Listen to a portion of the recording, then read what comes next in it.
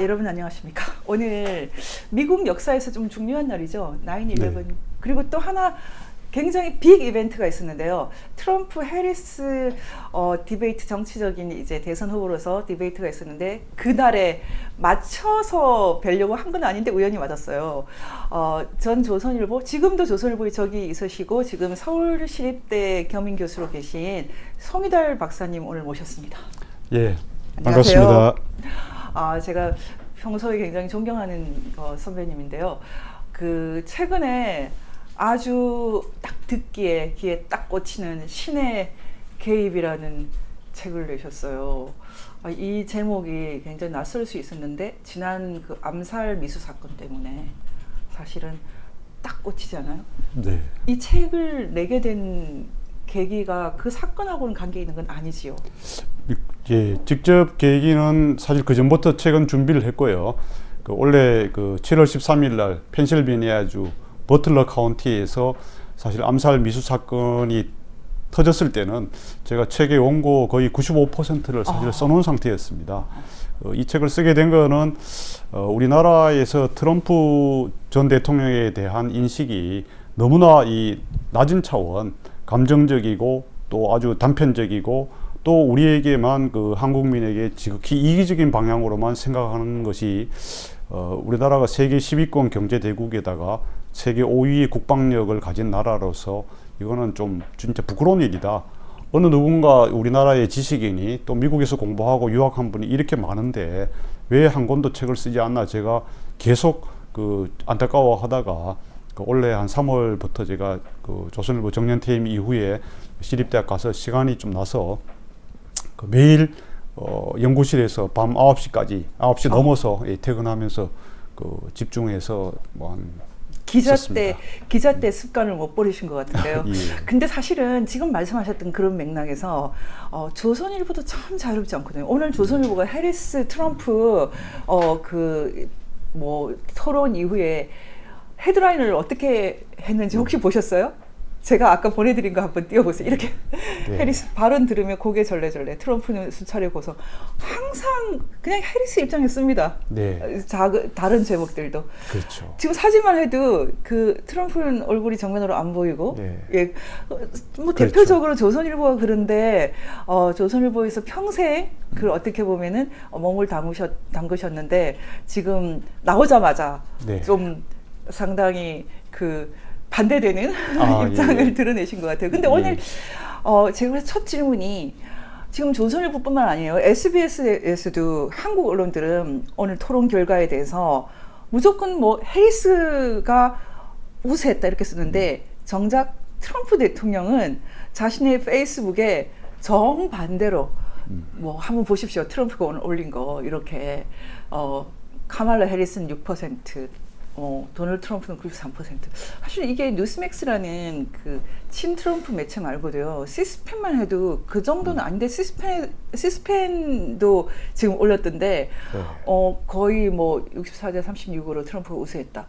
사실 근데 지금 이 몇 개 말고는 전혀 상반됩니다. 네. 근데 이거 도대체 세계가 언제부터 이렇게 됐습니까? 그렇죠. 사실 미국 언론이 제가 신의 개입, 제가 쓴 책입니다만 신의 개입의 한 챕터도 미국 미디어의 편향성, 예. 이데올로기에 오염된 실태를 했습니다만 과거에 1990년대나 2000년대 초반만 해도 미국 국민 전체의 미국 언론, 미디어에 대한 신뢰도가 거의 적어도 50 내지 60%는 됐었습니다.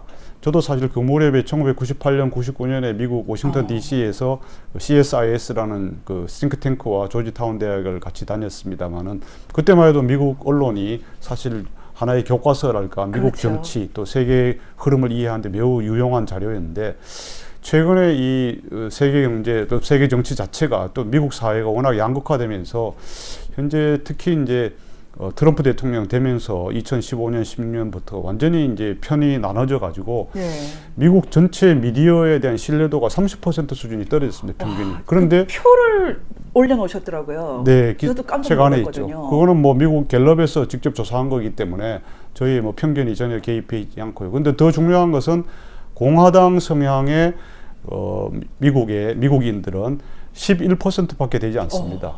사실 이거는 뭐냐면 미국 공화당 지지하는 사람들이 미국 국민들 가운데에서 정치 관심 있는 사람 중에 절반은 될 거 아닙니까? 그죠? 근데 그 사람들은 미국의 기존 매체들을 거의 신뢰하지 않는다는 사실입니다. 지금 저 표를 보면 이제 보이는데, 그러니까 공화당 성향 사람들은 이제 언론을 신뢰하지 않네요. 그렇습니다.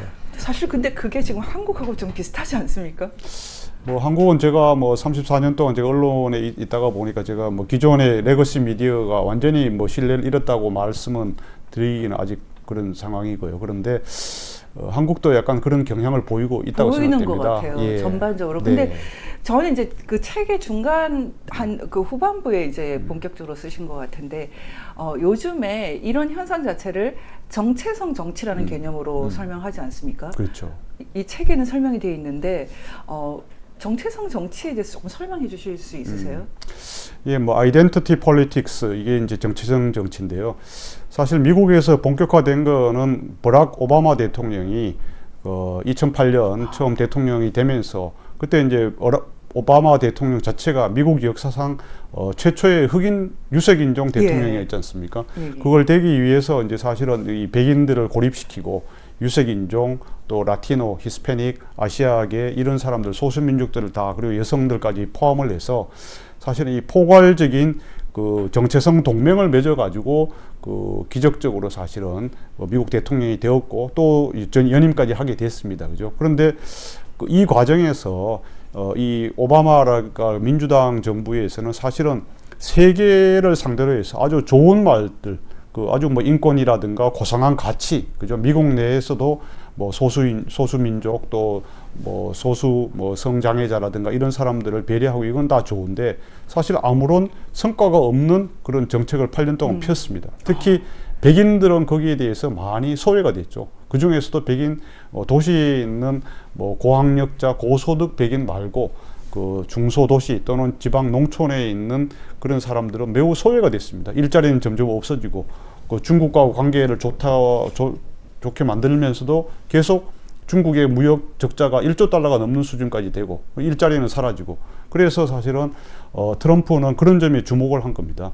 그 민주당의 힐러리 클린턴이 2016년에 대통령 선거에 나왔을 때는 이런 사람들, 농촌에 사는 백인들, 일자리가 없고 쇠락해 있는 지역에 사는 사람들을 한심한 종자들, 제가 그렇게 번역했습니다. 영어로는 디플로가 뭐 슬퍼되는 거잖아요. 탄식하다. 그렇죠, 탄식하던데 디플로 러블즈라고 표현을 하니까 그렇게 할 정도로 사실 멸시를 했습니다. 버렸습니다. 쉽게 말하면 한숨이 나오는 사람들이네요. 그렇죠. 그러나 이제 트럼프는 사실은 앞으로 미국의 이 사람들이 진정한 미국의 뿌리이고 가장 근본이다 이런 생각에서 이 사람들을 주목한 겁니다. 그래서 앵그리 루럴 화이트, 그러니까 화난 백인, 농촌 백인들, 이 사람들을 또 중심으로 해서 트럼프는 거기에서 자기의 지지 기반, 지지 세력을 삼아서 사실 여론조사에서는 계속 트럼프가 2016년 9월부터 11월 뭐 이때까지 한 번도 거의 이긴 적이 없습니다. 그 모든 매체들이 뉴욕타임스 비롯해 가지고 CNN 이런 데를 다 99% 그 힐러리 승리, 마담 힐러리, 이름 마담 프레지던트 이런 표현까지 다 인쇄를까지 해놓은 상태였는데 사실 그걸 역전시켰습니다. 그래서 역시 트럼프도 그런 데 대한 반작용으로서 화난 농촌 백인들을 중심으로 한 이 아이덴티티 폴리틱스, 그런 정체성 정치가 현재까지 계속 이어지고 있는 것 같습니다. 정체성 정치라고 하면 한국 사람들한테는 좀 어려운 말일 텐데요. 근데 사실은 근데 이게 그동안 우리가 좀 보편적으로 이런 것들은 좀 옳은 거다라고 했던 그 인식들이 막 전복되는 그런 경험을 막 이렇게 하게 됐거든요. 아까 말씀하신 것처럼 여론조사도 뭐 거의 같은 표본에서 비슷하게 나와야 되는데 어떤 정체성을 갖고 있는가에 따라서 완전히 뭐 이렇게 출렁이고 그렇습니다. 어느 게 진리인지 모르겠다 이런 생각이 들 정도인데 지금 이제 이 책을 쓰실 때 그 트럼프를 좀 깊이 있게 보는 것이 필요하다라고 말씀하지 않았습니까? 근데 저는 한국 그 사람들이 트럼프를 제대로 이해하지 못하는 이유 중에 중요한 게 트럼프를 누가 지지하는가에 대해서 상당히 체험적으로 감이 약한 것 같았거든요. 근데 지금 말씀하셨던 뭐 플라이오버, 그 시골 깡촌 사람들, 플라이 오버 더 컨트리, 그 사람들이 갖고 있는 트럼프를 통해서 얻고 싶은 열망이 무엇인지 좀 그걸 여쭤보고 싶어요. 그렇습니다. 대부분의 한국 사람들, 뭐 유학을 가서 아주 시골 대학에 유학한 사람을 제외하고는 미국인들의 실상을 대부분 모르고서 사실 뭐 관광을 하든지 아니면 유학을 가더라도 큰 도시들, 그렇죠. 예, 큰 도시들이 주로 머물다가 또 그것만이 미국의 진짜 모습인 줄 알게 되는 경우가 많습니다. 그래서 사실 지금의 우리 한국 사람들 또 한국의 언론인들까지 포함해서 미국에 대한 생각이 그런 것 같습니다. 아니 미국이 이렇게 잘 살고 튼튼하고 건강하고 이런데 왜 우리나라를 계속 도와줘야 되는 거지? 왜 우리에게 돈을 더 내라고 하느냐? 이런 식의 상당히 피상적인 인식을 하고 있습니다. 근데 그거는 사실 현재 미국의 실상을 너무나 모르는 거죠. 그렇죠. 예. 지금 그 힐빌리 네. 제이리 벤스가 그렇죠. 그 살았고 또 아니면 네. 뭐 그 외가댁이 있었다고 그렇죠. 하는 그런 켄터키주 같은 데는 저는 지나가 봤거든요. 네. 아마 안 가보신 분들은 미국의 어떤 그렇죠. 숨겨져 있는 얼굴을 모르실 것 같으세요. 네, 예, 맞습니다. 저도 사실 이 힐빌리 엘러지 예. 이 이제 번역된 책을 빨리 보기 위해서 구해봤습니다만은 사실 이 책을 읽으면서 믿어지지가 않았어요. 미국에서 이렇게 진짜 백인들이 또 일자리가 없어가지고 이렇게 공공하게 너무나 비참하게 사는구나. 이게 소설이 아닐까 그런 생각까지 들었는데 그게 실제 현실이더라고요, 그죠? 그래서 그런 걸 보면서 우리가 이제 한국 사람들이 흔히 뭐 중국이나 북한에 대해서는 뭐 내재적 접근을 하자 이런 얘기를 하지 않습니까? 근데 왜 미국에 대해서는 미국 사회의 진짜 모습을 거기에는 눈 감고 우리가 보고 싶은 거, 우리가 바라는 거, 그것만 미국에 대해서 생각을 하느냐? 저는 그거는 뭐 일반 그 한국 사람들 그렇다 하더라도 미국에 대해서 잘 아는 지식인들이라든가 미국과의 관계를 책임지고 있는 정부 관료라든가 또 언론인들은 최소한 그래서는 안 된다고 생각합니다. 예. 좀 더 책임 있게 미국의 본질, 미국 사회의 진정한 변화의 흐름, 또 트럼프라는 사람이 진짜 어떤 사람인지를 서로 깊이 탐구하는 것이 최소한 몇 사람이라도 있어야 진정한 예. 우리 대한민국이 아닌가 싶습니다. 트럼프도 트럼프지만 네. 과연 트럼프를 지지하는 사람들이 누구인가? 그 네. 인구가 엄청나지 않습니까? 거의 네. 뭐 지난번에도 거의 8천만에 육박하는 인구인데 네. 지금 이제 박사님께서 이 책에 그럼 그 사람들이 다 이상한 사람들이냐? 그렇죠. 이유가 있지 않겠냐? 뭐 네, 이런 식으로 쓰셨거든요. 그렇습니다. 그러니까 예. 지금 우리가 트럼프를 깊이 보기 위해서는 지지 세력에 대해서 이해를 많이 해야 되는데 네. 제가 그 인디애나주에 한 1, 2년 정도 있었거든요. 네. 거의 90%가 트럼프를 지지하는 거예요. 근데 지금 이 책에서도 굉장히 재밌는 이제 그 표현이었는데 인구 2만 명 이하의 그 소도시의 거의 90%가 모두 트럼프를 지지한다고 그렇습니다. 말씀하셨거든요. 네. 근데 이제 이게 항상 거론되는 것이 샤이 트럼프, 그러니까 트럼프를 지지하지만은 드러나지 않는 사람들, 뭐 샤이 트럼피언즈라고 하는데 여기에 대해서 이 사람들이 여론조사 매체에 포착이 되지 않는다는 겁니다. 그러니까. 예, 뭐냐하면은 이건 통계상으로도 입증이 되는 것이 2016년과 2020년 그 직전 두 차례 대통령 선거가 있었을 때 8월 30일 기준으로 봤을 때 여론조사 상에서 어땠냐 하면은 트럼프와 힐러리 또 트럼프와 바이든이 각각 4.9% 그 다음에 8% 정도 8.2% 민주당 후보가 각각 앞서고 있었어요. 그런데 11월 8일 5일 뭐 이때 선거 결과는 어땠습니까? 힐러리가 그때 선거연단이었지만 물론 졌죠. 그래서 트럼프가 됐고 2020년에는 바이든이 아주 신승을 했습니다. 그죠? 트럼프가 거의 7,500만 표를 얻었는데 또 바이든이 뭐 8천만 표라고 해서 신승을 했을 정도인데 그것은 뭐냐면은 미국의 여론조사 결과 자체도 그 시골 농촌에 있는 사람들이니까 그 사람들까지 그 여론조사 회사에서 뭐 전화조사 기껏해야 10,000명도 안 하잖아요. 예. 뭐 1, 2천 명 정도 하는데 그렇게 하다 보니까 여론조사의 결과가 항상 트럼프 지지자들은 과소 반영되는 그런 현상이 일어나고 있습니다. 그러다 보니까 또 우리 한국 언론에서는 미국의 주류 언론 매체들이 하는 여론조사 결과, 물론 또 리얼 클리어 폴리틱스라든가 라스무센 리포트 같은 전문적인 여론조사 기관도 마찬가지입니다. 그 자체도 표본이 많지가 않습니다. 그죠? 뭐 10,000명, 20,000명이 아니고 농촌까지는 전혀 못하기 때문에 항상 트럼프 지지가 민주당의 후보에 비해서 적게 나오고 있습니다. 그래서 한국 언론도 사실 이런 점을 인정하고서 감안을 하고서 보도를 하고 또 우리 지식인이나 그 지도층들도 이 점을 좀 알았으면 좋겠다 생각이 듭니다. 지금 우리가 트럼프를 깊이 아는 것이 한국의 미래를 위해서 너무 필요하다. 제가 아예 썸네일도 그렇게 썼는데요. 지금 말씀하셨던 부분 한국 사람들이 미국의 평민을 너무 모른다. 보통의 미국인들을 모르고 뭐 전쟁이 일어나면 나가서 싸워서 또 죽기도 하고 하는 그 사람들, 뭐 세계의 고아들을 또 그도 더 키우기도 하는 그 사람들. 그러니까 미국에 참 선량하다고 생각했던 그 사람들에 대해서 너무 모른다. 네. 근데 지금 트럼프가 등장해서 굉장히 많이 말했던 것 중에 하나가요.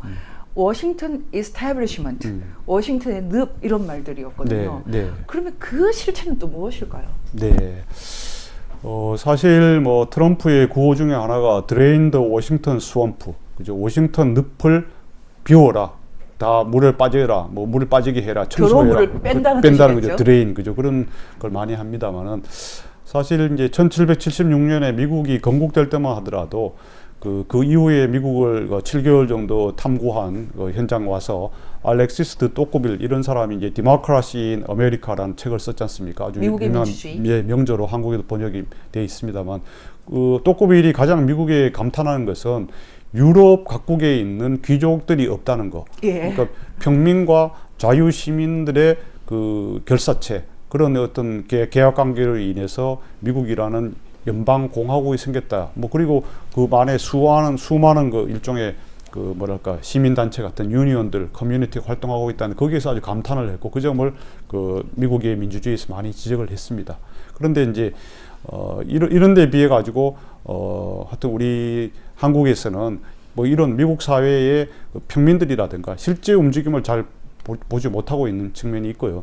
그 미국 일종의 이스태블리시먼트 귀족이 사실 생긴 것은 워싱턴과 뉴욕 그리고 실리콘밸리를 중심으로 해가지고 계속 이 글로벌 활동, 글로벌라이제이션 세계화가 이제 1990년대 초부터 본격화됐는데 이 와중에서 이득을 본 분들이 그런 사람들입니다. 동부와 서부의 해안 엘리트들, 뭐 금융일 수도 있고 또 금융과 IT 그리고 또 툭하면 전쟁을 많이 했지 않습니까? 그렇죠. 그죠? 이라크 전쟁, 아프간 전쟁, 최근에 또 우크라이나와 이스라엘 전쟁, 이스라엘 하마스 전쟁에는 뭐 미국 무기를 수출 별로 하지 않습니다만은 어쨌든 전쟁하면서 많이 얻는 군산 복합체들까지 있습니다.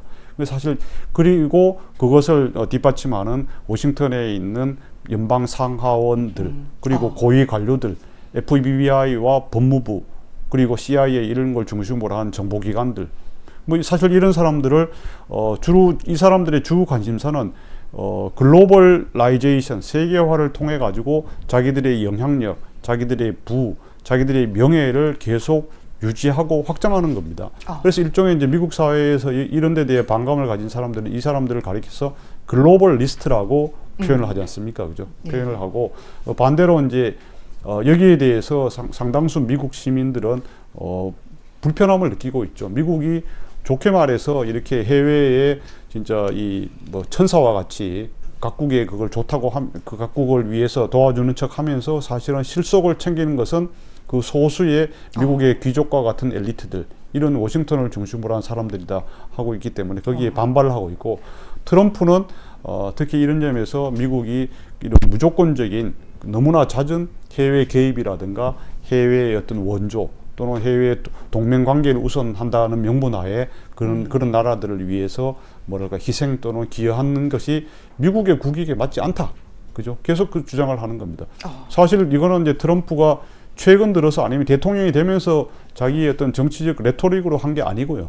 이 양반이 41살 때인 1987년에 그 뉴욕 타임스 그리고 워싱턴 포스트, 보스턴 글로브에 자기 돈, 개인 돈 10만 달러 정도를 들여가지고 전면 그 자기 에드버토리얼 광고를 실었습니다. 그때 뭐냐 하면은 그때만 해도 아주 세계 경제가 잘 나가던 일본, 사우디아라비아 이런 나라를 위해서 왜 미국이 공짜로 그 나라의 방위를 대신해 주느냐. 뭐 예를 들어 중동에 뭐 계속 그 뭐죠 항공모함이 가 있고 또 일본에 대해서도 그 주일 미군 방위비 분담금 전혀 받지도 않고 그런 그 당시 상황이 그렇기 때문에 그 대신에 이런 나라에 대한 부자 나라에 대한 경제 지원을 줄이고 그 돈을 가지고 미국에 못 사는 서민들을 위해서 써야 된다. 세금을 깎아주든가 아니면 보조금을 줘야 된다. 이런 식의 그 주장을 했습니다. 예. 사실 그때부터 이제 트럼프는 그런 생각, 미국의 진짜 진정한 미국 사람들을 도와줘야 되는 건데 이게 좀 잘 나와 있네요. 제가 네. 지금 이제 그 신의 개입을 봤을 때요. 그 신의 개입 이 책은 트럼프에 대한 그 중요한 이슈를 전부 다 이렇게 스파팅을 해둔 어떤 면에서는 좀 백과사전적인 그런 책이었어요. 이거보다 훨씬 더 두꺼워져야 될 것 같다는 생각이 들 아닙니다. 정도로 예. 많은 이제 주제를 지금 중요한 주제를 말씀하시고 계셨는데 사실 지금 이제 그 토크빌 책에서도 그 서문이 굉장히 아름다운데 그 중에 미국이라는 나라는 왕당파인 그 토크빌 입장에서 프랑스 토크빌 귀족이었죠. 귀족 입장에서 봤을 때는 귀족은 평등이라는 사다리를 타고 내려왔고 평민들은 평등이라는 사다리를 타고 올라갔다 이렇게 표현을 했거든요. 근데 네. 지금 말씀하셨던 이게 너무 중요한 게 그 사이에 글로벌리제이션이라는 그 새로운 어떤 세계화 흐름을 통해서 미국이 전혀 생각지도 못한 새로운 네. 종류의 establishment 그 기성 체제라고 그렇죠. 그러나요? 그렇죠. 예. 기득권층. 기득권층을 만들어냈다. 이제 이렇게 돼 있는데 이런 인식은 네. 트럼프 이후에 본격적으로 지금 이제 확산되고 있고 네. 이런 것들을 트럼피즘이라는 개념으로 불러도 되는 걸까요? 그렇죠. 예. 그리고 트럼피즘이라고 당연히 볼 수 있죠. 부를 수 있고 뭐 J.D. 벤스를 그 여러 사람의 부통령 후보 중에서 J.D. 벤스를 지명한 것 자체가 트럼피즘을 이제 구조적으로 제도적으로 계속 그 미국 정치의 하나의 뿌리로서 백본으로서 삼기 위한 저는 이 트럼프 진영의 어떤 그 고뇌의 결과 또 고민의 결과라고 보고요. 하여튼 트럼프 자체를 사람들이 한국 분들이 또 그렇게 생각할 수 있습니다. 이 사람도 부동산 개발로 돈을 많이 버는 부자가 아니냐. 그러니까요. 이 부자가 같은 그 귀족이 아니냐 이렇게 생각할 수 있는데요. 트럼프는 그 본인의 뭐 자서전 격인 거래의 기술 거기도 보면 나와 있습니다만 아주 그 25세 때부터 자기 아버지 사업을 좀 물려받아서 또는 같이 하면서 부동산 사업을 했는데 매우 서민적인 생활을 했습니다. 월세 받으러 다녔다고. 그렇죠. 월세 받으러도 다니면서 사실 건설 현장, 건축 현장에 직접 가서 노동자들하고 계속 어울리면서 어떻게 하면 공기를 단축하느냐, 어떻게 하면 또 더 잘 건축을 할 수 있느냐 그런 거를 직접 만나서 묻고 대화를 한 현장형 그 CEO였습니다. 사실 그냥 일반적으로 생각하면은 금수저니까 그 아버지 물려받은 거에서 대충 뭐 이렇게 할 걸로 생각하지만은 실제로 자기가 직접 그 컨트롤하고 그랬고 거기서 또 중요한 것은 학력이나 뭐 경력이나 남성 여성을 가리지 않고 가장 일에 열정적이고 헌신적이고 생산성 높은 사람을 막 발탁을 했습니다. 트럼프 타워를 지을 때도 그렇고 그것은 여러 사람들의 증언에서 입증되고 있고 딸 이방카 트럼프가 그 2016년 공화당 대선 후보 지명 그때 전당대회 연설에 나와가지고 자기 아버지의 그런 노동자들과의 친화성, 서민적인 모습을 많이 했고요. 그것은 이제 트럼프가 어렸을 때부터 성장할 때도 가정에서도 그렇게 서민적이었답니다. 지극히 미국적인 그런 저는 과정에서 이 책에서 그 표현이 굉장히 재밌었는데요. 일단 트럼프는 그 어머니가 5째 아이를 낳을 때 네. 이렇게 그 병으로 그렇죠. 쓰러지셔가지고 거의 어머니는 네. 자기 그렇습니다. 표현은 그렇게 자기 중심적으로 살았다 이렇게 표현하셨더라고요. 네. 그러니까 자기 몸 가누기도 힘들게 이렇게 사셔서 그 트럼프 대통령은 그냥 어머니 사랑 없이 이렇게 네. 크면서 네. 뭐 초등학교 때 선생님을 때린 적도 맞습니다. 있다. 예. 그래서 아버지가 군사학교에 보냈다. 네, 예. 이런 것들이 굉장히 이제 저는 흥미진진했어요. 그래서 지금 굉장히 설치를 많이 찾으셔가지고 네. 와, 고생 많이 하셨다 이렇게 생각이 아닙니다. 됐는데 네. 트럼프에 대해서 이제 많은 거를 알 수 있게 그렇게 돼 있었거든요. 근데 저는 한편으로는 이게 굉장히 궁금했어요. 그 사실 우리가 그 미국은 뭐 어떻게 말해도 미국은 강하고 세고 큰 나라고 항상 1등이니까 우리가 좀 그 미국을 믿거라 해도 괜찮은데 지금 박사님 보실 때 지금 미국은 지친 거인이다 이렇게 표현하셨거든요. 그러니까 지금 현재 미국이 그러니까 그 전에도 트럼프가 그렇게 생각할 수 있지만 지금 2024년 또 이 언저리의 미국 사람들은 지금 우리도 정말 지쳤어라고 하는 그런 지표들이 있습니까? 뭐 대표적인 것이 그 미국의 그 연방 정부 국가 부채 내셔널 데트 이것이 기하급수적으로 늘어난 거라고 볼 수 있습니다. 최근 이제 올해 7월 26일인가 이때 이제 35조 달러가 이제 빚이 넘었습니다. 그런데 이게 과거에 2000년대나 2010년대만 하더라도 1년에 1조 달러 정도씩 빚이 늘었었거든요. 그런데 지금 어떻게 되느냐? 한 최근 3, 4년 전부터 바이든 정부 시절부터는 거의 100일 내지 120일, 그러니까 서너 달 만에 1조 달러씩 미국의 국가 부채가 늘고 있습니다. 예, 표에 1조 달러 이렇게 말하니까요. 아예 감이 없습니다. 감이 제가. 없죠. 예, 예. 근데 뭐냐, 우리나라의 한국의 총 GDP가 한 1조 7천억 달러 정도 됩니다. 그러니까 이제 1년이면 3조 달러가 미국의 빚이 늘어나니까 우리나라의 이제 거의 우리나라 총 GDP, 모든 GDP, 뭐 수출 이런 걸 다 포함해가지고 그 2배 정도가 미국이 빚으로만 생기는 겁니다. 그리고 좀 더 쉽게 설명하자면은 그 35조 달러의 이자를 내는 것이 1조 달러에 육박하는데 미국의 국방비보다 더 많은 겁니다. 미국의 총 국방비는 얼마냐? 한 6, 7천억 달러 정도 되는데요. 이게 이제 뭐 2위부터 거의 6위까지 되는 나라들, 뭐 중국, 러시아, 뭐 터키, 한국, 이스라엘 이런 걸 다 포함한 국방비보다 더 많은 것이 미국의 총 연간 국방비인데 그 국방비보다 많은 것을 이자로 내고 있는 상황입니다. 사실은 사람들이 미국이라는 나라가 돈을 찍는 나라다 뭐 이런 식으로 생각하는데 그렇게 단순하지 않고 이런 엄청난 그 부채들의 그 결과는 미국의 보통 사람들의 삶을 굉장히 피로에 젖게 만드는. 사실 미국의 보통 사람들을 만나보시면 알겠지만 거의 한 달 벌어서 한 달 그렇죠. 먹고 다 빚밖에 없지 않습니까? 예. 뭐 맞벌이 안 하면 살기 살 수가 힘들고. 없고, 네. 그 물론 뭐 빚밖에 나중에 없고. 연금은 노후 생활은 좋습니다만은. 네. 그 미국의 60% 이상 되는 사람들이 재산이 없이 살아가는 그런 나라인데 사실 그래서 미국의 이런 현실을 통해서 등장한 지도자다. 네. 그런데 지금 이제 트럼프를 보는 우리 입장에서의 어떤 종류의 그런 상처랄까요? 그런 것은 아니 아무리 그래도 미국이 세계 최강인데 이렇게 콩만한 나라 한 주밖에 안 되는 나라에 자꾸 방위비 얘기하고 주한미군 철수 얘기하는 것은 너무하는 거 아니야? 이게 지금 한국 언론들이 대부분 그런 그렇죠. 생각을 하는 것 같은데요. 네. 저는 이제 이 책은 이제 제가 좀 죄송합니다. 이거 약간 스포일러해서 근데 많은 분들이 이 책을 저는 보기를 바라는데 우리 송 박사님은 아예 그러지 말고 트럼프와 그 정도 협상하지 말고 그냥 선제적으로 내자라고 얘기를 했더라고요. 방위비 분담금에 대해서 그런 것도 저는 뭐 꼭 그렇게 하자는 건 아니지만 하나의 아이디어가 될 수 있지 않을까. 트럼프를 감동시킬 수 있는 트럼프의 마음을 잡는 게 더 중요하니까요. 그런 생각을 합니다. 왜냐하면 그렇게 생각하시더라고요. 네, 예. 그 방위비 분담금이 현재 1조 3천억 원 정도인데 그것은 우리나라 예산으로 보면 0.01% 정도밖에 되지 않고요. 심지어 우리나라가 2023년과 2022년에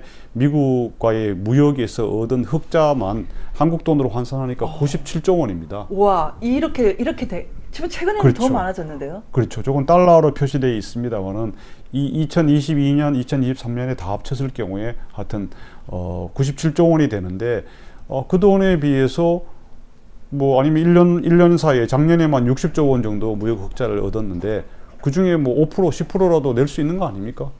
그죠? 지금 저는 이렇게 송 박사님의 이 부분은 그 의견을 막 넣은 부분인데 네. 저는 이 부분은 그 저널리스트를 넘어서는 부분이기 때문에 굉장히 흥미로웠는데요. 아예 안미 안경 안미 경미 경미? 네. 잘못 썼으니까. 안보도 미국 경제도 미국. 예. 이건 안보는 미국 경제는 중국이라는 말과 대비되는 말 같아요. 네. 그럼 좀 설명 좀.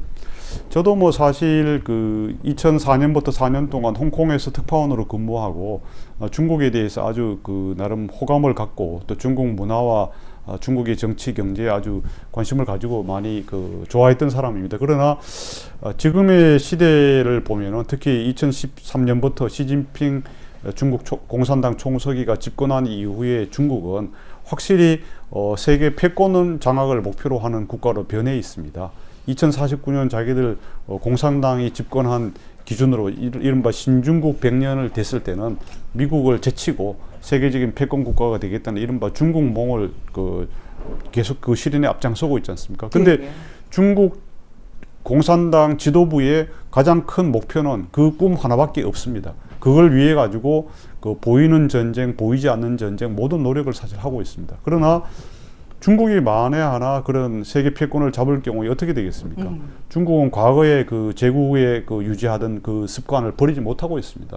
그래서 그거는 저희가 2015년, 16년에 사드 때 많이 경험하지 않았습니까? 저는 그때 진짜 뼈저리게 느꼈습니다. 중국의 제가 홍콩에 있으면서도 비판적인 기사를 몇 번 썼습니다만은 설마 했는데 이렇게 한국을 진짜 자기들은 상국이고 그렇죠. 한국은 하국으로 해서 멸시를 해도 이렇게 멸시하는 나라가 있을 수가 없다. 진짜 이 개명천지 21세기에.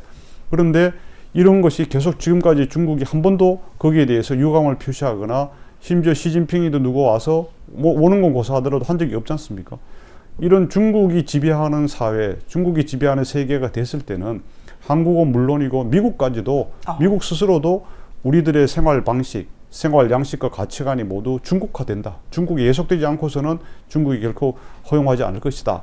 이런 생각을 미국의 여당, 야당, 그러니까 공화당, 민주당 다 지도부가 그렇게 생각하고 있습니다. 그래서 최근에 뭐 트럼프 때부터이긴 합니다만은 초당적으로 중국에 대한 견제하는 법안들이 막 쏟아지고 있습니다만은 이런 상황이기 때문에 저는 그리고 트럼프가 되든 해리스가 되든 간에 한국에 대해서도 이런 미중 간의 대결, 최근에는 이제 신냉전이라고 많은 그 학자들과 또 미국 언론, 일부 언론에서도 표현을 하고 있습니다만 이 신냉전 시대에 살아가기 위해서는 한국이 중국과 미국 사이에 어중간한 그 양다리 걸치기, 이걸 해서는 이제는 한국도 선택을 해야 된다. 이렇게 저는 생각합니다. 일본 수준으로 방위비 그 분담금을 증액하는 게 낫다라고 얘기를 하시면서 네. 또 하나 굉장히 중요한 말씀하셨는데 그게 바로 핵 안보 문제였거든요. 일본이 우리보다는 플루토늄이나 그 우라늄 이런 부분에서 훨씬 더 많이 갖고 있다고 하셨어요. 네. 그래서 아예 그냥 특히 트럼프가 핵에 대해서도 우리에게 좀 열어두고 있다. 핵 개발에 대해서 이런 말씀이 있었거든요. 네.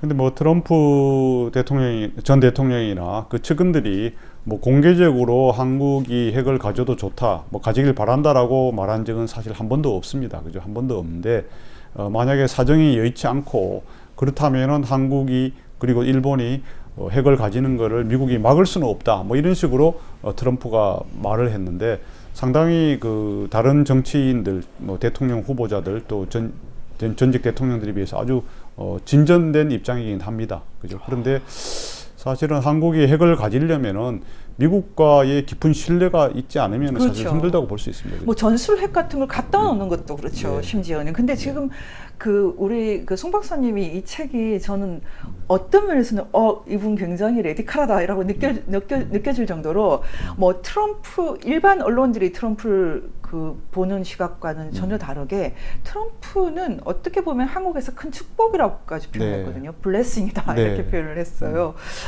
슬픈 양다리 걸치지 말고 확실하게 하자 이렇게 말씀하셨는데 어떤 면에서 축복이라고 말씀하시는지 조금 더 설명 부탁드립니다. 뭐 쉽게 말해서 이제 두 가지만 말씀드리겠습니다. 먼저 첫 번째는 방위 산업 관련돼서 약간 하나의 예로서 제가 산업 예를 드는 건데 트럼프는 지금 나토 북대서양 조약기구 회원국에 대해서 트럼프 1기 때는 GDP의 2%에 준하는 그 방위비 분담금을 그 국방비를 내라라고 요구를 했습니다. 예, 상한선을. 그래서 뭐 현재 31개 회원국 가운데서 한 절반 정도는 그렇게 내고 있는데요. 앞으로 계속 더 낼 거라고 나토의 사무총장이 올해 또 그걸 말을 했습니다. 보도자료에. 그런데 최근 들어서는 트럼프가 그 GDP의 2%가 아니라 3%로 더 높여야 된다라고 또 주장을 했습니다. 근데 왜냐하면 미국은 현재 GDP의 4% 정도를 그 방위비로 국방비로 쓰고 있습니다. 예산에. 그래서 만약 이렇게 될 경우에는 최근에 우리가 폴란드 이런 데 많은 수출을 방위 산업 했습니다만은 사실은 엄청난 한국이 잠재력이 있습니다. 물론 거기에 나토 회원국들의 그 무기 수입을 한국이 다 하는 건 아니지만은 어쨌든 한국이 그로 인해서 새로운 무기 산업에서 큰 성장을 할 수 있습니다. 뭐 프랑스라든가 러시아가 많이 그 경쟁을 하고 있습니다. 첫 번째가 그런 거고요. 두 번째는 이 중국이 한국과의 제조업 분야에서 가장 큰 경쟁자입니다. 서로. 중국이 세계 제조업 1위 14년째 하고 있는데 한국은 그에 의해서 두 번째 그 2위 국가입니다. 제조업 생산량 기준으로. 근데 한국의 최대 수출 품목 15개 가운데에서 10개가 중국하고 1대1로 경쟁하고 있습니다. 세계 1위 자리를 놓고서. 근데 최근 어떻게 되고 있습니까? 그 디스플레이라든가 조선이라든가 그 휴대폰, 뭐 통신 장비, 그리고 최근에는 자동차까지 중국이 한국을 거의 다 추월하고 있습니다. 뭐 지금 남아 있는 게 정도가 뭐 메모리 반도체 정도인데 그거를 제외하면 휴대폰도 최근에 중국 자체에 워낙 소비가 많지만은 뭐 화웨이라든가 그 오포, 비포 또 샤오미 이런 회사들이 의해 가지고 중국의 점유율이 세계 1위에 거의 육박을 하고 있습니다. 다 합치면. 그런데 트럼프가 만에 하나 집권을 했을 경우에는 중국에 대해서 완전한 그 디커플링을 하겠다 이런 것이 자기 공약집 어젠다 45에 명확하게 밝히고 있습니다. 본인이 직접 육성으로 그 말을 해서 영상 비디오로 나와 있으니까 그 사이트에는요. 이렇게 될 경우에는 어떻게 되겠습니까? 중국을 견제하고 중국 기업들을 압박하면은 과거 2018, 19년에 화웨이와 ZTE 중흥통신에 대해서 이렇게 완전한 억제를 하는 바람에 그 사이에 한국 휴대폰이 살 수 있었지 않습니까? 그죠? 예. 이런 것이 되면은 한국이 이 최소한 서방 진영에 있어서 자유민주 진영, 그 미국과 유럽과 그리고 아세안이라든가 중남미에서 중국세가 많이 꺾였을 때 한국이 새로운 그 제조업 강국으로서 한국만큼 포트폴리오가 잘 된 나라가 없거든요. 독일이나 일본보다 한국이 훨씬 낫습니다. 그래서 이게 오히려 한국에 더 큰 기회가 될 수 있는 거 아니냐 이거죠. 예전에 가트 체제 이후에 다시 한번 어떤 이념적인 이유 때문에 한국에 축복이 올 수도 있다. 이건 굉장히 중요한 네. 말씀인데, 근데 많은 분들이 이걸 궁금해할 텐데 트럼프 대통령이 내가 당선되면 하루 만에 우크라이나 전쟁 멈출 수 있다. 이거 약간 가상 아닐까요? 어떻게 보십니까? 네, 뭐 약간 물론 선거를 그 앞두고서 또 자기의 어떤 뭐 정치적인 뭐 레토릭일 수도 있는데요. 뭐 오늘 그 TV 토론에서도 그 얘기가 많이 나왔죠, 그죠? 그 사회자인 ABC 방송 앵커인 데이비드 뮤어가 계속 물었습니다. 예. 이 우크라이나 전쟁에서 당신은 우크라이나가 승리하기를 원하느냐? 뭐 두 번이나 연달아 묻더라고요. 근데 트럼프는 거기에 대답하지 않고 즉답은 피하고 빨리 이 전쟁이 종식되기를 원한다. 그것이 가장 좋은 방법이다. 이렇게 얘기를 계속 했습니다만은 사실 국제관계에 있어서 그 개인 간의 최고 지도자 간의 개인적인 우호적인 관계, 라포르, 그죠? 그것이 모든 걸 결정하는 건 아닙니다. 모든 걸 결정하는 건 아니지만은 트럼프가 그런 최고 지도자들을 다루는 방식이 그 일반적인 지도자하고 많이 다르다는 데서 그 효과성이 다른 지도자보다는 높다고 저는 봅니다. 뭐냐면은 그냥 점잖게 뭐 아무런 친분도 없이 아무런 일종의 그 사람을 움직이는 레버리지 지렛대도 예. 없는 상태에서 당신 좀 전쟁 좀 빨리 끝내주시면 좋겠습니다. 뭐 과거에 문재인 대통령처럼 점잖게 얘기한들 절대 말을 안 듣죠. 그렇죠. 말이 안 되죠. 근데 트럼프는 레버리지가 있습니다. 일종의 당근과 채찍을 동시에 줄 수 있다 이겁니다. 예. 그죠? 그래서 이거 시진핑을 다룰 때도 한편으로는 독재자 이렇게 비판했다가 또 몇 달 후에는 위대한 지도자 이렇게 해서 사람들은 보면은 트럼프의 진심이 뭔가 진짜 이거 알 수 없는 놈이다.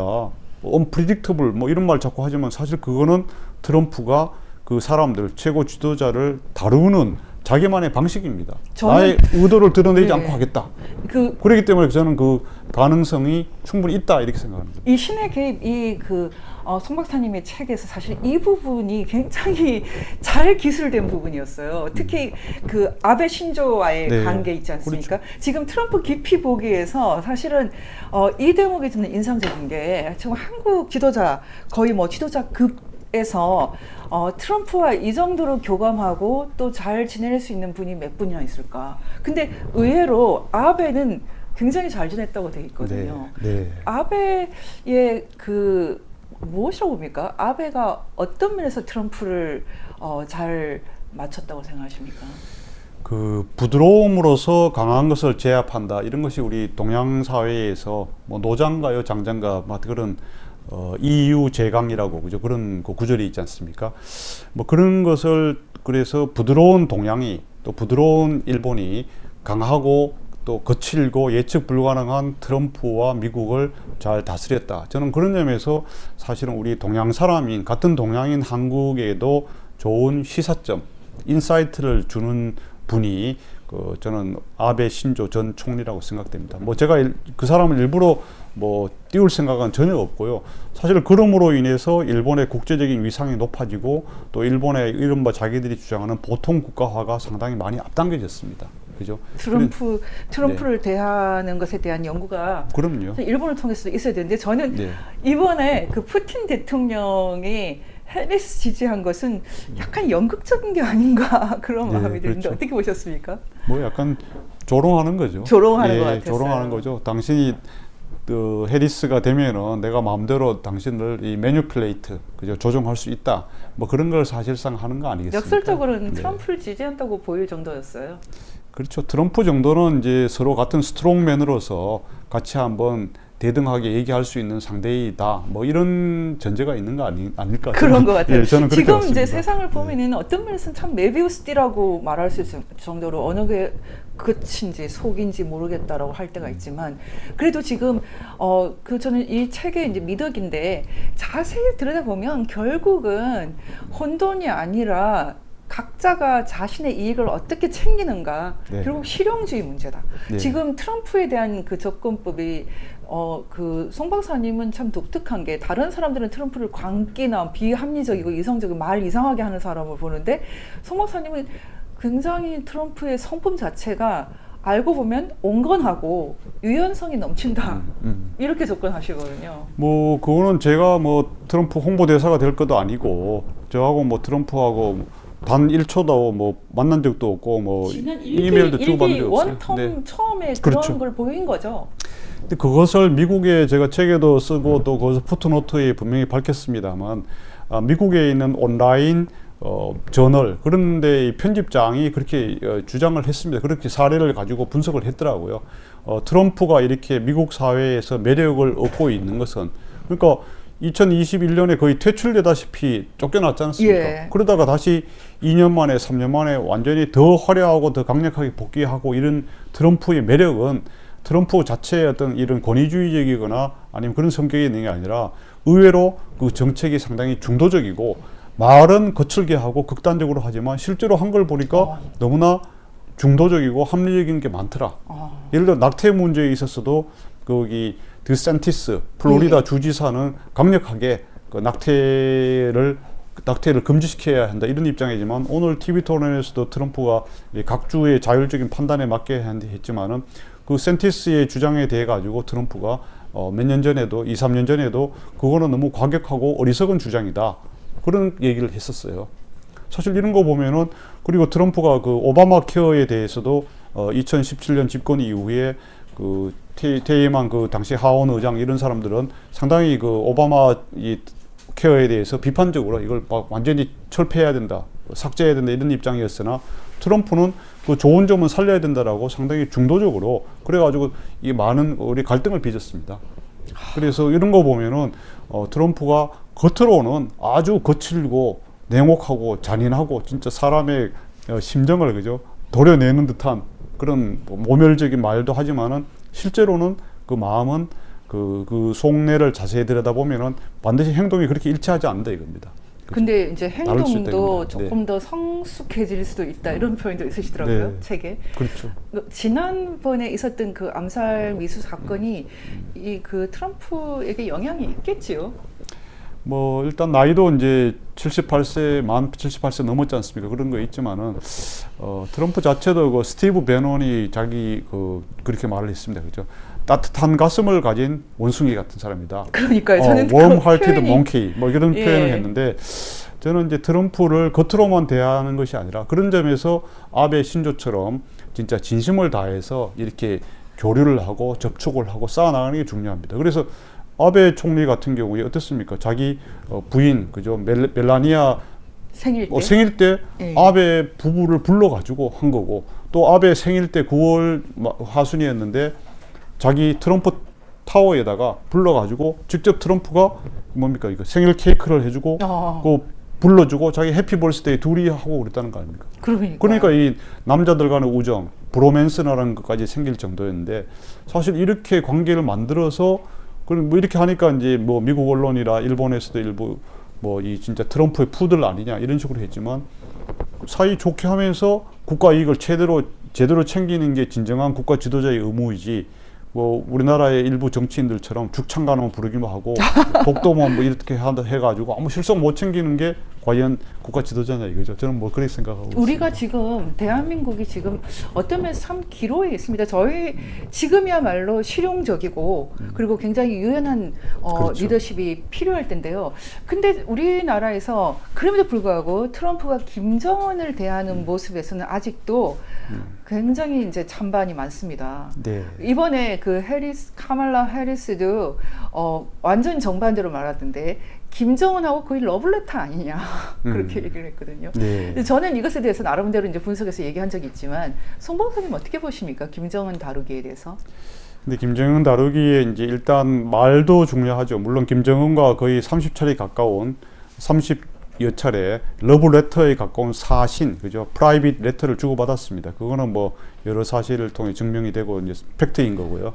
그런데 이제 2017년 사실 트럼프 집권한 이후에 미국과 북한 관계가 아주 안 좋았습니다. 그때 복귀를 해보면 제가 책에도 그 과정을 자세히 썼습니다만 밥 우드워드의 그 인터뷰와 그 추적 보도를 근거로 해서 했는데 그때도 보면은 트럼프가 김정은에 대해서 단 한 번도 양보하거나 물러서지 않았습니다. 가장 강력하게 이 일종의 맥시멈 프레셔를 가했어요. 그렇죠. 그래가지고 2017년 9월, 10월, 11월에 세 차례 그 대북 제재 결의안을 냈는데 모두가 러시아, 중국, 일본 이런 안보리 5개국 모두가 같이 만장일치로 해서 초강력 법안을 냈습니다. 그것이 그 이후로는 또 그 전으로도 그만큼 강력하고 안보리 국가가 모두 합의해서 그런 결의안을 낸 적이 없거든요. 그러니까 계속 이렇게 하면서 또 이 막 항공모함 전단까지 배치하고 트럼프가 때리겠다라고 유엔 총회 연설에서 연설까지 했습니다.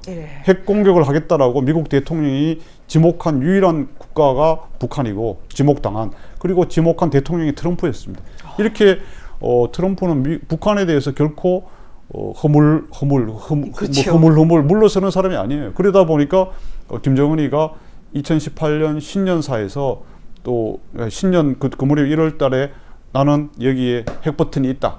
이렇게 말을 했지 않습니까? 여러분 기억나실 겁니다. 그러니까 트럼프가 어떻게 했습니까? 나에게는 너 거보다 몇 배 더 큰 게 있다. 그리고 더 중요한 건 이거는 누르면 진짜 작동한다. 이렇게 해서 그 한마디로 죽였습니다. 미국 동맹 방어 필요하면 북한 완전히 파괴. 그렇죠. 이런 말까지. 그렇죠. 그래서 실제로 내준 게 전혀 없었어요. 네, 없죠. 그리고 이제 세 차례 예. 그 하노이, 싱가포르 또 판문점에서 정상회담을 했지만 트럼프가 양보하거나 물러선 게 있습니까? 없죠. 마지막에는 다 줄 것 같이 하다가 북한이 김정은이가 이렇게 너무나 작은 걸로 그죠? 이렇게 미국을 속이려고 하니까 물론 뭐 그거 가지고 트럼프는 생각이 이랬는데 존 볼튼의 이런 뭐랄까 사람들이 뭐 매파가 반대했다 이런 것도 있지만 어쨌든 중요한 거는 트럼프가 결정해서 그 아무런 합의를 안 하고 박차고 나간 겁니다. 특히 베트남에서는 거의 뭐 그렇죠. 빈손으로 하노이 회담 이후에 김정은이 거의 쇼크를 받아서 정상적인 국가였으면 실각을 했어야 되는 상황인데 그런 걸 보면은 트럼프의 진짜 의도가 무엇인가? 그리고 우리나라 국회에 와서도 연설을 했지 않습니까? 북한이야말로 반인권적, 반문명적, 반민주적인 진짜 그 노예와 같은 지옥과 같은 사회라는 것을 그 국회 연설에서 분명하게 했습니다. 이런 북한에 대한 인식을 갖고 있는 그 전직 대통령 그리고 현직 대통령 후보에 대해 가지고 그 한국 언론 또는 한국의 지식인들이 그 유명하신 분들까지 그런 너무 쉘로우해. 너무 얕아요. 천박하고 표피적이고 뭐 한미 동맹 뭐 무조건 한국을 지켜주겠다 이런 얘기 안 한다고 해가지고 미워한다. 미워할 수는 있지만은 너무나 인식이 진짜 초등학생 수준입니다. 근데 사실은 이제 그 김정은 접근에 있어서 굉장히 문제적인 포인트는 그 동안에 김일성 이제 우상이지 않습니까? 네. 김일성, 김정일, 김정은 이 우상을 하나님의 적으로 보고 사실은 미국 대통령들은 어떻게든 직접 만나진 않겠다. 사실 펜스가 이번에 그때 그 평창 올림픽에 와서도 그렇죠. 김여정을 피해버렸거든요. 네. 근데 그건 이제 미국 기독교가 갖고 있는 굉장히 근본적인 태도고 일종의 신성 모독 같은 거, 블레스퍼미 같은 걸 피하겠다라는 아주 전형적인 기독교인의 태도인데 트럼프 같은 경우는 그런 면에서 미국 대통령 중에 처음으로 직접 만나겠다. 네. 이 입장이 좀 컨트로버셜하죠. 되게 재밌는데 더 역설적인 것은 그럼에도 불구하고 미국의 대다수의 복음주의자들이 트럼프를 지지한다는 거죠. 여기에는 굉장히 깊이 들여다봐야 될 어떤 문화적인 또 그럼요. 감성적인 예. 그런 게 있을 것 같아요. 네. 뭐 그 트럼프와 미국의 복음주의 기독교 그 우파분들이 복음주의 기독교 세력이 연합한 거는 뭐 더 잘 아시는 내용이고요. 사실은 트럼프가 구호가 메이크 아메리카 마가 스트롱 어게인 이겁니다만은 그레이트 어게인. 근데 사실은 또 다른 분들은 트럼프 주장 중에 하나는 메이크 아메리카 프레이 어게인. 다시 미국이 기도하게 하는 나라로 만들자. 뭐 이런 구호까지 사실 하고 있잖아요. 근데 이제 트럼프는 이제 어렸을 때부터 기독교 집안에서 성장을 했고 우리나라에도 많이 알려진 긍정적 사고 방식의 The Power of Positive Thinking의 저자인 노만 빈센트 필 박사 주례로 이제 첫 번째 결혼을 했었죠. 근데 이제 뭐 사실 그런 이제 문화적인 배경까지 또 충돌까지 얘기하면 복잡한데 뭐 간단히 얘기하자면은 뭐 이 방송 들으시는 분은 우리 이제 김미영 대표님의 그런 항상 강조하십니다만 이 기독교 정신 또 미국이 기독교 국가였는데 지금 최근 현재 벌어지고 있는 이른바 뭐 리버럴 좌파분들의 미국 사회에서의 이 혼탁함, 뭐 LGBTQ, 그죠? 레즈비안 또 뭐 여러 가지 동성애라든가 성전환, 트랜스젠더 이런 것이 워낙 확산되고 너무나 그렇죠. 심각하고 있잖아요, 그죠? 미국 뉴욕에서는 젠더 플루이드 자기 마음대로 언제든지 성을 나는 태어나기는 아니 겉으로는 남자이지만 나는 여자다 이렇게 해서 그러니까요. 여자 화장실, 여자 목욕탕에도 갈 수 있게 하고 이런 젠더 플루이드란 말이 그냥 공존하게 사용되고 젠더의 종류가 무려 30개가 넘는 상황이잖아요.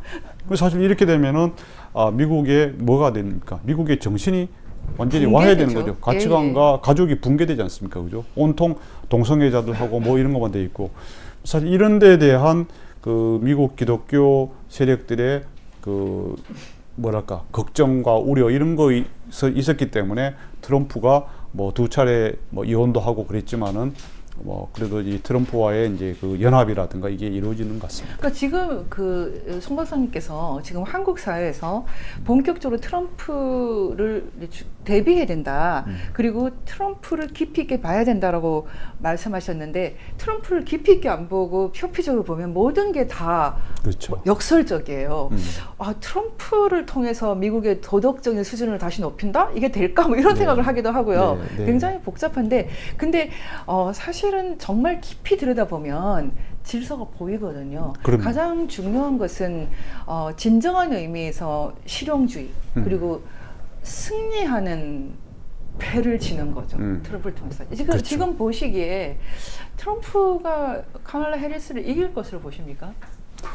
뭐 선거의 결과는 진짜 마지막 개표, 그죠? 끝날 때까지 사실 알 수 있겠습니까? 그죠? 그거는 진짜 제가 신의 개입이라고 책 제목을 했습니다만 오직 뭐 신의 영역에 속하는 것이고 뭐 우리 개인이 지금 선거가 이제 딱 55일 남았는데 투표하는 날이 그거는 예단할 수 없는 거고, 그죠?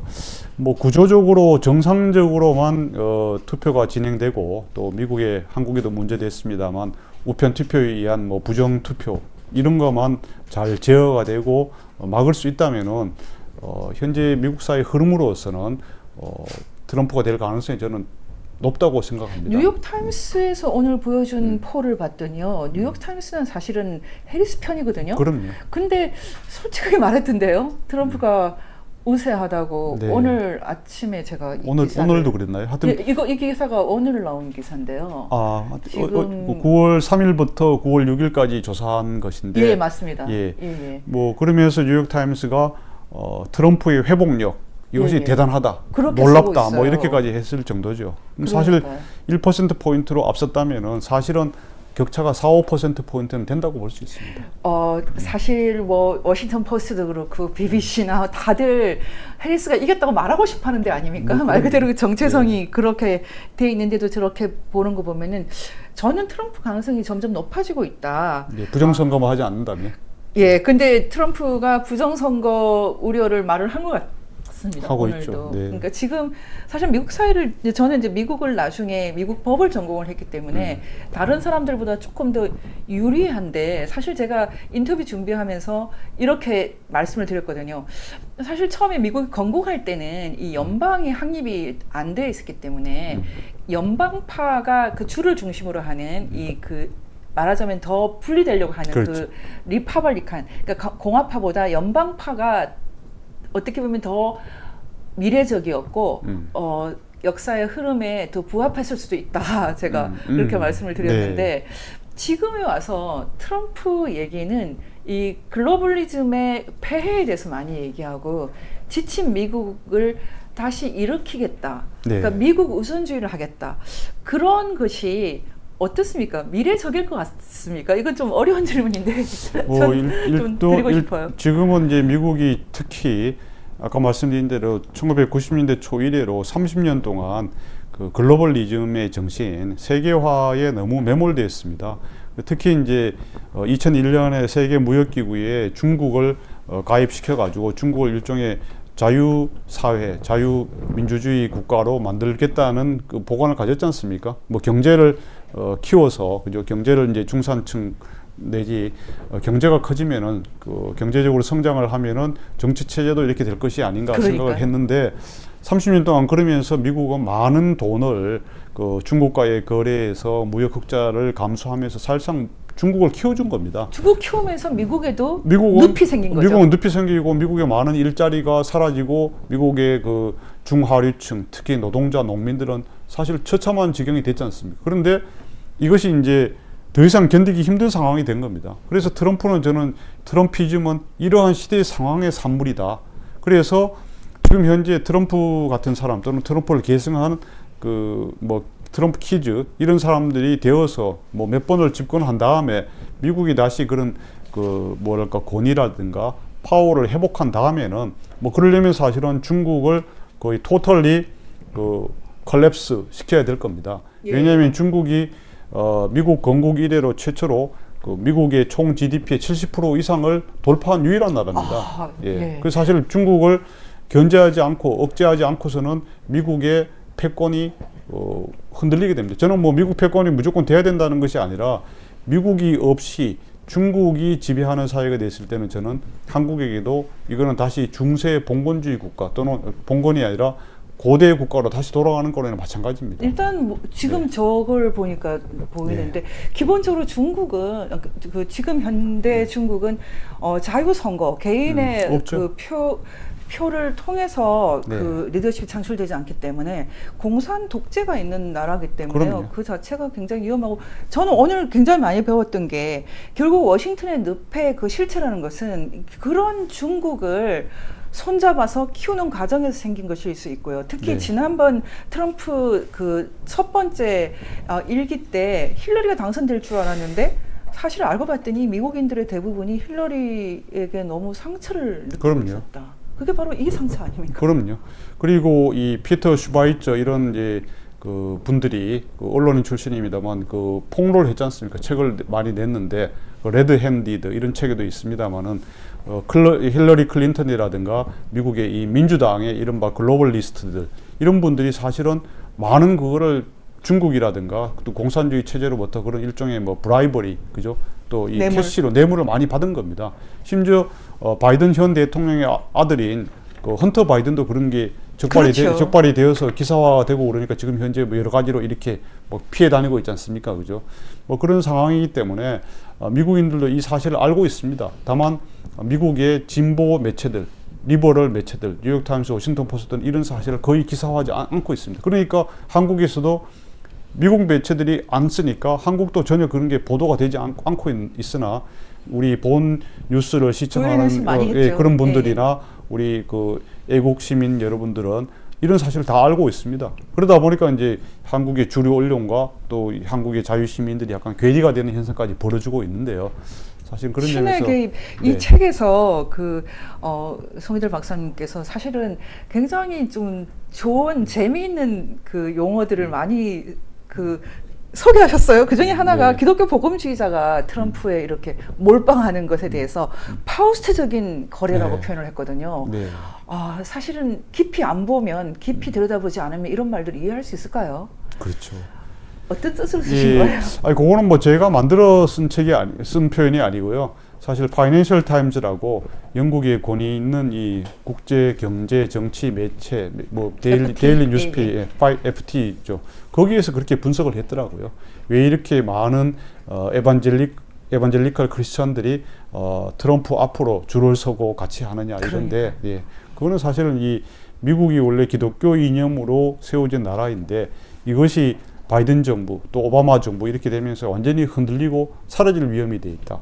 성경도 제대로 읽지 못하고 미국에 대한 뭐랄까 우리나라의 뭐죠 국기에 대한 맹세 이런 것도 전혀 못하게 하고 뭐 그 젠더란 이유로 인해 가지고 아무런 교육 자체가 완전히 거의 붕괴되고 있는 상황이기 때문에 미국을 제대로 만들고 미국을 흐트러진 미국을 이렇게 하기 위해서는 트럼프가 약간 부족한 점이 있고 또 신앙적으로 문제가 있지만은 뭐 문제가 있는 것도 아니에요. 사실 그 이혼했더라도 그러니까요. 오히려 깨끗하게 가족을, 모든 위자료 예. 다 주고 공개적으로 한 거 아닙니까? 가족들을 그죠? 굉장히 잘 건사를 했죠. 그렇죠. 그리고 스토미 데니얼스하고 그럼 뭐 이건 좀 민감합니다만은 거기에도 자기가 돈을 다 줬지 않습니까? 뭐 다른 그러니까요. 예. 근데 저는 사실은 이번 이 책에서 이제 여러 가지 눈에 띄는 것 중에 하나가 오히려 미국에 있는 한국계 학자 조차 빅터 차 박사 같은 사람도 약간씩 이렇게 좀 삐딱하게 얘기해요. 그러니까 트럼프가 되면은 경험과 전문성 뭐 이런 것에 맞춰서 사람을 뽑지 않고 충성심 위주로 뽑을 것이다. 그래서 이런 거 좀 오해 아닐까요?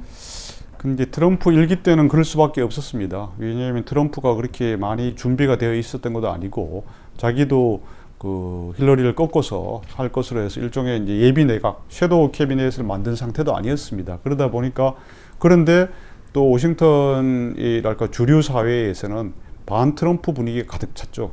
사실은 아까 말씀드리다 말았습니다만은 이번에도 조지 W 부시라든가 딕 체니 이런 사람들이 다 트럼프에 사실 등을 돌리고 있지 않습니까? 그렇죠. 이른바 공화당 주류 세력들인데 이 사람들 입장에서 봤을 때는 트럼프가 그 진짜 시골 출신의 노동자하고 완전히 아무 자격이 없는 그죠 정치 활동도 안 하던 친구가 갑자기 굴러온 돌이 거의 70대에서. 자기들을 쫓아냈다고 생각하니까 진짜 황당하고 분노에 차 있는 거죠. 그죠? 뭐 그런 상황인데 어쨌든 간에 이제 트럼프의 이런 하여튼 그런 점에서 하여튼 트럼프 정치력도 대단하고. 네, 사실 이제 저희가 신의 개입이라는 송희달 박사님의 최근 저서를 이제 소개하기 위해서 제가 좀 초대한 것도 있지만 사실 지금 이 정도로 트럼프에 대해서 좀 진지하게 접근하는 뭐 제도권 거의 그런 인물이 보이지가 않습니다. 지금 송 박사님이 처음에 이 책에 대해서 이렇게 제안을 할 때 뭐 트럼프를 제대로 알자 이렇게 말하는 것보다 차라리 정상적으로 네. 건강하게 알자 이렇게 표현을 했거든요. 맞습니다. 예. 지금 한국 사회에 이제 지금 1시간이 지나서 제가 좀 정리를 하면서 한국 사회에서 이렇게까지 트럼프에 대해서 인색한 이유가 있다고 보십니까? 뭐 가장 큰 이유는 사실은 지적인 게으름, 나태함이라고 생각됩니다. 뭐 좀 부끄러운 얘기입니다만은 언론인 또 학자 이런 분들이 사실 트럼프가 세계적인 현상이지 않습니까? 세계적인 이슈지 않습니까? 그것도 뭐 최근 몇 달 사이가 아니고 최소한 7, 8년 전부터 트럼프 때문에 세계가 달라지고 미국이 달라지고 또 한국도 엄청난 그 혼란과 어려움을 겪었었죠. 그죠? 과거에. 그런데 그런 상황이면은 정상적인 나라라면은 지식인들이 또 학자들이 또 언론인들이 트럼프에 대한 제대로 된 책을 한 권이라도 내야 정상적인 나라라고 생각됩니다. 그런데 어찌된 이유인지는 모르겠지만은 뭐 그런 정치학자, 미국에서 미국 정치를 전공한 학자들도 많고 또 특파원으로 갔다 온 사람들도 많고 그런데 다 그냥 미국의 주류 언론들 그 영향을 받아서 그것처럼 똑같이 트럼프는 진짜 정신적인 문제가 있고 또라이 같은 사람이고 또 돈만 알고 동맹을 파괴하려고 하는 그러한 장사꾼 같은 사람이다.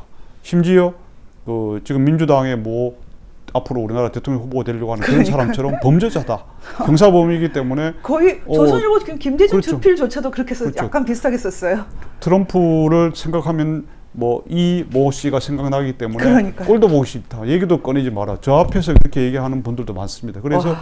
저는 그거는 진짜 진정한 우리 사회의 뭐 리더라면은 그런 생각해서는 안 된다고 봅니다. 트럼프를 지지하는 미국의 그 8천만 가까운 사람들이 절대 바보가 아니고요. 네. 저는 제가 그 당시 이제 미국에 있을 때 그 트럼프 지지하는 사람들 얘기를 들어보면 특히 미국 시골에 사는 사람들로서는 거의 데스핏하다. 이건 정말 사활을 걸 정도로 중요하다고 보거든요. 예. 그런 사람들의 마음을 그렇죠. 한국의 그 오피니언 리더들이 왜 읽어보려고 하지 않을까? 거기다가 트럼프가 늘 승승장구만 한 것이 아니라 그럼요. 트럼프도 실패가 있었지요. 수차례 실패 있었죠. 예, 많은 부도난 적도 있었고. 그럼요. 예. 예. 많은 실패가 있었던 사람이 거의 70이 다 돼서 이제 정치인이 돼요. 그럼요. 그야말로. 사실 제가 그 트럼프가 1987년 41살 때부터 2015년 69세 때까지 무려 19권의 책을 썼지 않습니까? 근데 뭐 그 중에서는 물론 이제 대필 작가들하고 그래서 구술을 한 책들이 많습니다. 근데 구술이라는 거는 옛날에 요한 볼프강 폰 괴테부터도 그렇게 구술로 많이 했습니다. 뭐 괴테도 책을 무지 많이 썼는데 뭐 파우스트 정도는 아닌지 몰라도 상당수는 구술로 했습니다. 그런데 어쨌든 트럼프는 이렇게 트럼프가 쓴 책이 한국에도 번역이 많이 되어 있거든요. 읽어보면은 단 한 권이라도 제대로 읽어본다면은 트럼프가 그렇게 뭐 허랑방탕이라든가 그런 엉터리 같은 사람은 아니라는 걸 금방 알 수 있습니다. 예. 그래서 그런 점에서 한국에서 트럼프를 제가 뭐 옹호할 생각은 전혀 없습니다만은 제대로 알고서 지피지기지 않습니까, 그죠? 상대를 모르면서 우리만 옳다고 주장하는 것은 과거 우리가 이 저개발 국가도 아니고 그거는 참 한심하고 스스로가 부끄럽게 생각해야 됩니다. 그죠? 예. 상대방도 알고 나도 알고 그래서 상대방에게 우리가 요구할 것을 하고 또 상대방의 요구나 그 중에서 들어줄 것은 또 들어주고 이런 것이 현대 국가에서 현대적인 관계에서 필요한 거 아닙니까? 개인도 그렇고 국가도 그렇고. 지금 뭐 저희가 다 점쟁이가 아니니까 트럼프가 된다 이렇게 말할 수는 없지만 만약에 트럼프가 당선이 안 돼도 지금 트럼프를 지지하는 거의 1억에 가까운 사람들이 미국에 있다라는 것은 그럼요. 중요한 얘기인데요. 네. 지금 한국 사회가 전반적으로 굉장히 얄팍해지고 있지만은 지금부터라도 저희가 진지하게 좀 접근을 했으면 좋겠습니다.